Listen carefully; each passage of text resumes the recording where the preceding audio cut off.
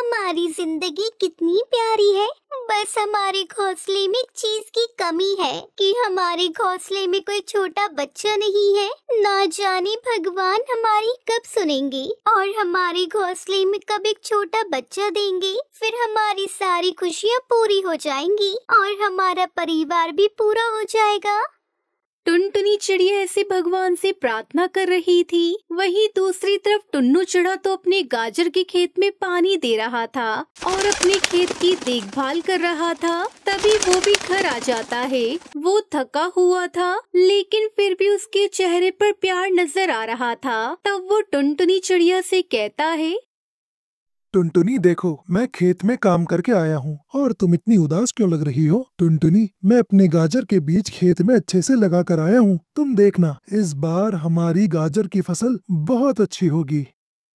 हाँ टुन्नू जी, हम मेहनत से और फसल करके खेत में अपना पेट तो भर लेते हैं, लेकिन टुन्नू जी हम अपना दिल कैसे भरे? काश भगवान हमें गंडा दे देते जो हमारी जिंदगी में रंग भर देता। टुनटुनी, ये सब वक्त का खेल है। शायद ऊपर वाला अभी हमें ये खुशी देना ही नहीं चाहता हो। टुनटुनी, हमारे पास एक दूसरे का साथ है, ये हमारे लिए बहुत बड़ी दौलत है। टुनटुनी चिड़िया तो टुन्नू की बात सुनकर कुछ नहीं बोलती। ऐसे ही शाम को दोनों पति पत्नी अपनी गाजर की फसल देखने के लिए खेत में आते हैं। वहीं पास में कालू कौवा अपनी पत्नी सुंदरी कौवी के साथ बैठा था और उन दोनों को देख रहा था। तब कालू कहता है, ये दोनों पति पत्नी तो अपने प्यार मोहब्बत में ही डूबे रहते हैं, पर हमें इससे क्या? हमें तो बस कैसे भी करके इसकी फसल चोरी करनी है, ये गाजर की, और फिर उससे हमें अपना पेट भरना है। मैं भी देखता हूँ ये टुन्नू हमें कैसे रोकता है। ये कहकर कालू कौवा तो अपनी चोंच से काव काव करने लगता है, जिससे टुनटुनी चिड़िया और टुन्नू चिड़ा को इशारा मिल जाता है। तब टुनटुनी चिड़िया अपने पति से कहती है, लगता है टुन्नू जी, ये कालू कौवा कुछ गलत करने की सोच रहा है। मुझे इसका ये काव काव करना बिल्कुल भी शुभ नहीं लगता। हाँ टुनटुनी, पर तुम चिंता मत करो, जब तक मैं जिंदा हूँ हमारी फसल को कोई भी कुछ नुकसान नहीं पहुँचा सकता। रात भी हो जाती है। टुनटुनी चिड़िया और टुन्नू चिड़ा तो अपने घोंसले में गहरी नींद में सो जाते हैं। वहीं दूसरी तरफ कालू कौवा तो अपनी पत्नी सुंदरी कौवी के साथ टुन्नू चिड़ा की गाजर की फसल चुराने लगता है। तभी टुनटुनी चिड़िया की आँख खुल जाती है और वो उठ जाती है। सुनिए टुन्नू जी, उठिए, देखिए हमारे खेतों से आवाज आ रही है। शायद लगता है कि कोई हमारी फसल खराब कर रहा है। तुम रुको टुनटुनी, मैं देख कर आता हूँ। नहीं, मैं भी आपके साथ चलूंगी। फिर टुन्नू चिड़ा और टुनटुनी चिड़िया अपने गाजर के खेत में आ जाते हैं। वो देखते हैं कि कालू कौवा अपनी पत्नी सुंदरी कौवी के साथ उसके खेत से गाजर चोरी कर रहा था। अरे तुम ये क्या कर रहे हो कालू? हमारी गाजर की फसल क्यों चोरी कर रहे हो? अरे टुनटुनी, टुन्नू, तुम्हारी कोई औलाद तो है ही नहीं, फिर तुम्हारी इस फसल का क्या होगा? और तुम्हारा ये खेत तुम्हारे किस काम का? तुम्हारी फसल हमारे ही तो काम आएगी। ये सुनकर टुन्नू चिड़ा को तो बहुत ज्यादा गुस्सा आ जाता है। वो उन दोनों को भगाने की कोशिश करता है लेकिन वो भागते नहीं है। तब कालू कौवे की टुन्नू चिड़ा से लड़ाई हो जाती है। वो उसे बहुत मारता है। टुन्नू जी, आप ठीक तो है ना? कालू सुंदरी, तुम दोनों बहुत दुष्पक्षी हो। तुम में शर्म नाम की चीज बची है या नहीं? कितनी बुरी तरह तुमने टुन्नू को घायल किया है। मैं तुम्हें छोड़ूंगी नहीं। फिर टुनटुनी चिड़िया अपने पति टुन्नू चिड़ा को घर ले आती है। अब क्या होगा टुन्नू जी? हमारी फसल तो खराब हो जाएगी। वो कौवे हमारी फसल बर्बाद कर देंगे। अब क्या होगा? ऐसे ही सुबह हो जाती है। सुबह टुन्नू चिड़ा और टुनटुनी चिड़िया दोनों अपने घर के बाहर बैठे थे।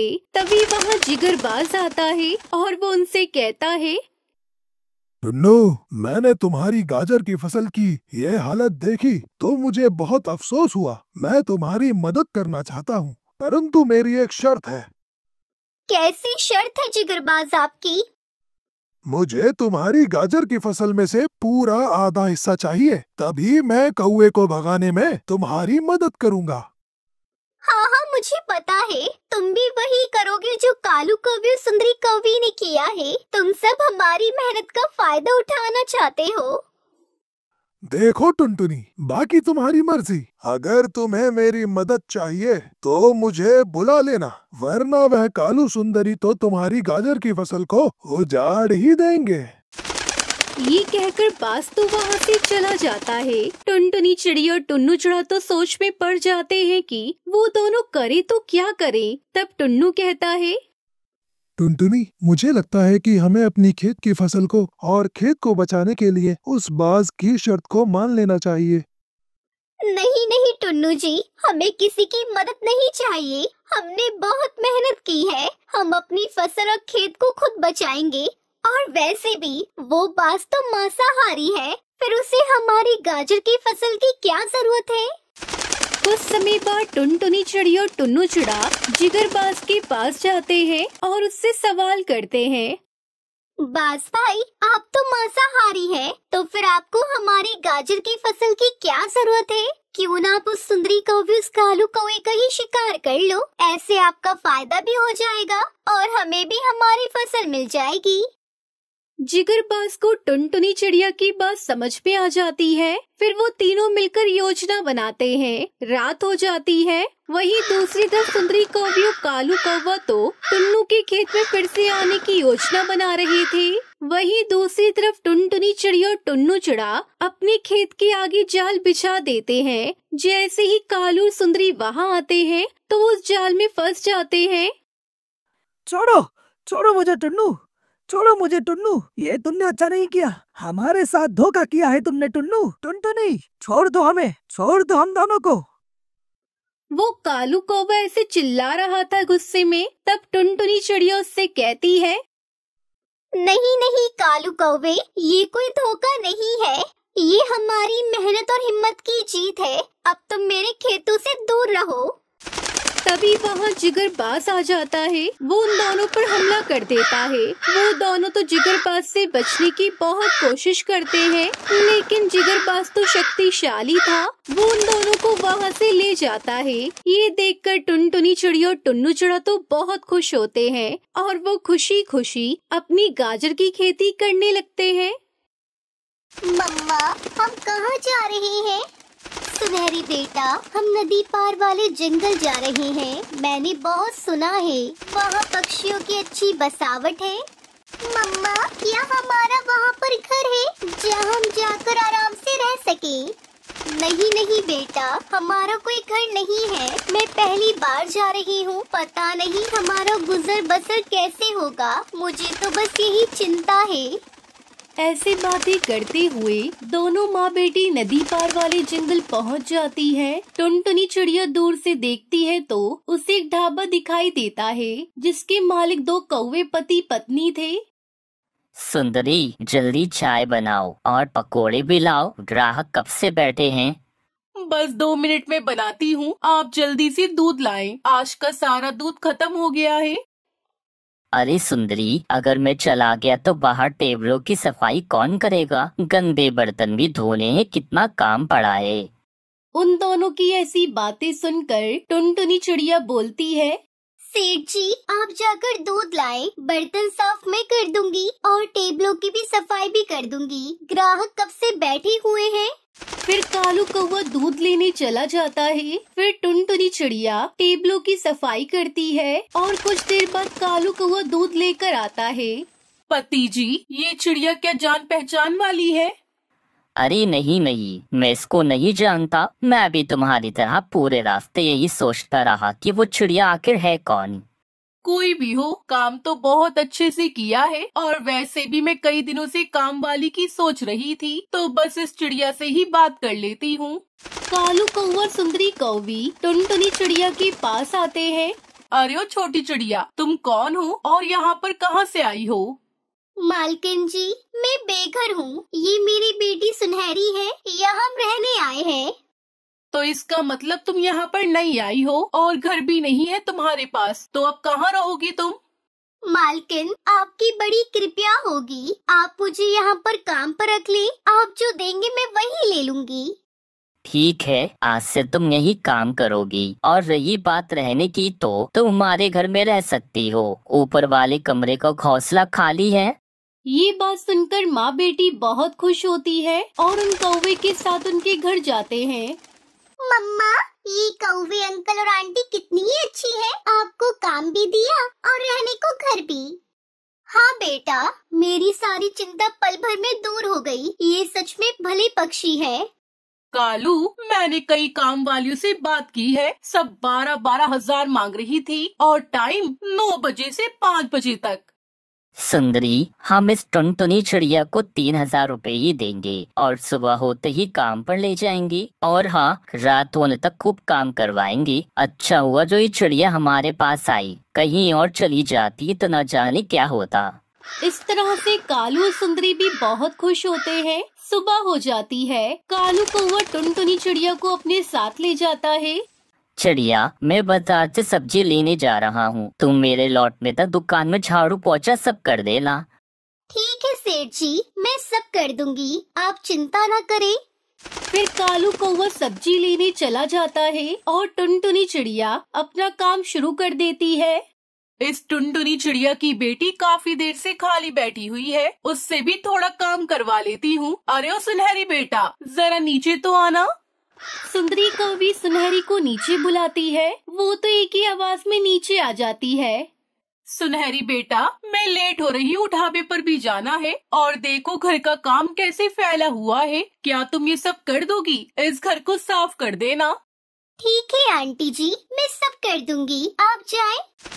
फिर सुंदरी कौवी घर से निकल जाती है। सुनहरी पूरे घर में झाड़ू लगाती और पोछा लगाती है। वो बुरी तरह से थक गई थी क्योंकि सुनहरी को ये सब काम करने में 2 बज चुके थे। शाम हो जाती है। टुनटुनी चिड़िया जब घर आती है तो सुनहरी चुपचाप अपने घोंसले में लेटी हुई थी।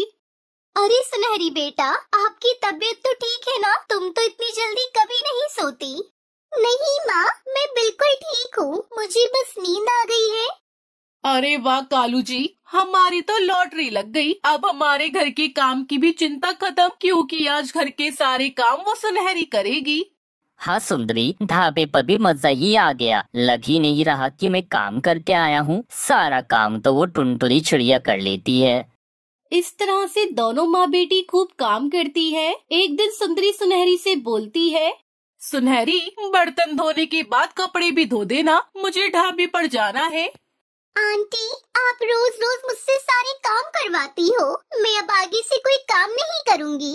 तेरी चोंच नोच लूंगी। जो एक बार और बोला तो ये घर क्या तेरे बाप का है जो तू यहाँ फ्री में रहेगी? अगर काम नहीं करोगी तो तुम माँ बेटी को घर से निकाल दूंगी, फिर भटकना यहाँ वहाँ। नहीं नहीं आंटी, हमें घर से ना भगाना, मैं करूँगी, मैं आपके सारे काम करूँगी, आप जो बोलोगी अब से वही करूँगी। इतना बोलकर सुनहरी कामों पर लग जाती है। सुंदरी उससे बहुत काम करवाती। लगातार काम करने से सुनहरी दुबली हो गई थी। एक दिन सुनहरी की हालत बहुत खराब थी। टुनटुनी चिड़िया वैद्य को बुलाती है। देखिए चिड़िया, छोटी बच्ची से काम बिल्कुल ना करवाएं, पौष्टिक पौष्टिक भोजन खिलाएं। इतनी कमजोर हो रही है आपकी बेटी।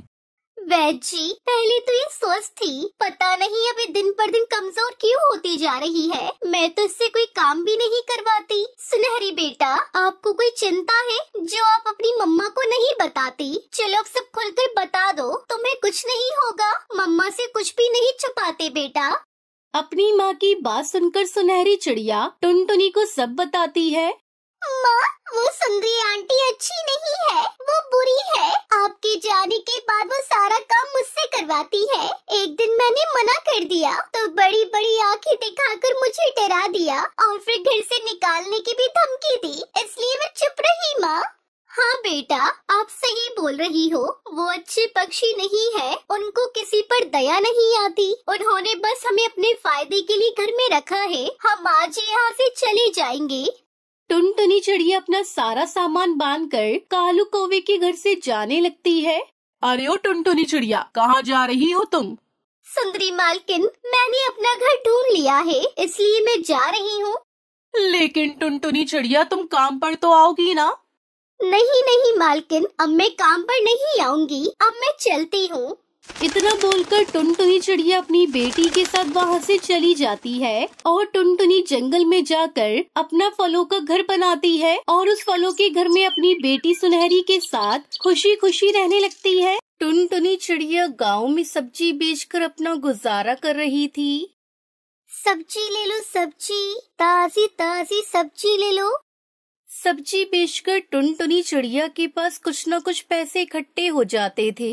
उन्हीं पैसों से टुनटुनी अपना घर चला रही थी। टुनटुनी की एक बेटी थी जिसका नाम सुनहरी था। सुनहरी को पढ़ने लिखने का बहुत शौक था। टुनटुनी के पास इतने पैसे तो नहीं थे कि वो उसे एक अच्छे स्कूल में दाखिला लेकर दे। टुनटुनी चिड़िया की पड़ोसन सुंदरी कौवी बहुत अमीर थी, लेकिन वो बहुत घमंडी थी। उसका एक बेटा जग्गू भी था। वो गरीब पक्षियों से नफरत करती थी। वही टुनटुनी जब सब्जी बेचने जाती तो वहाँ बहुत सारे पक्षी इकट्ठा हो जाते।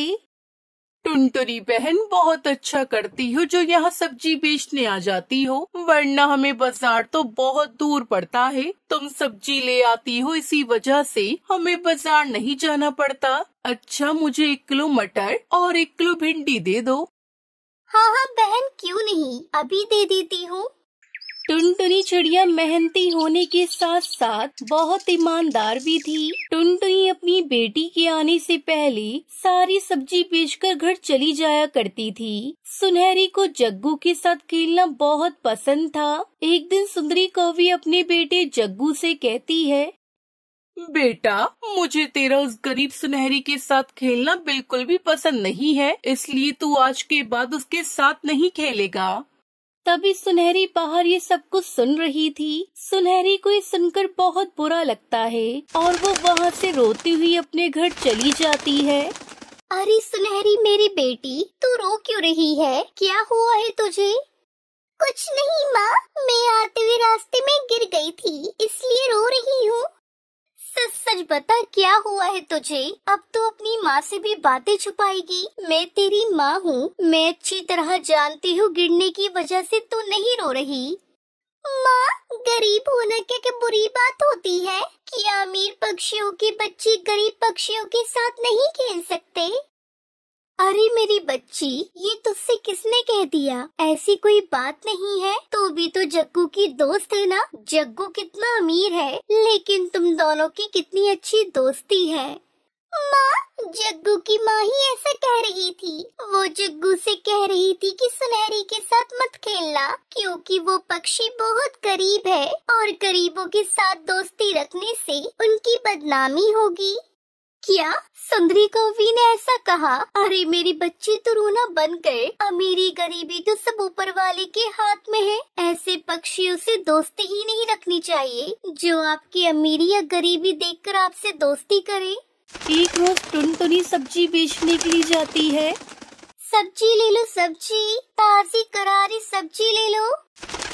जब सब्जी बेचकर वो वापस जा रही थी तो रास्ते में से एक पेड़ के नीचे बहुत प्यारी सी छड़ी पड़ी हुई नजर आई। अरे ये छड़ी तो कितनी प्यारी है। मेरी बच्ची के पास तो वैसे भी कोई खिलौना नहीं है। मैं ऐसा करती हूँ, छड़ी ले जाती हूँ, सुनहरी देखकर खुश हो जाएगी। टुनटुनी उस छड़ी को उठाकर ले जाती है और वो जाकर उसे सुनहरी को दे देती है। वो बहुत खुश होती है। सुनहरी उस छड़ी के साथ खेलना शुरू कर देती है। खेल खेल में सुनहरी उस छड़ी से कहती है, मेरी प्यारी छड़ी, तुम आज से मेरी दोस्त हो। जैसे जग्गू मेरा दोस्त है ना, वैसे आज से तुम भी मेरी दोस्त हो, मेरी प्यारी छड़ी।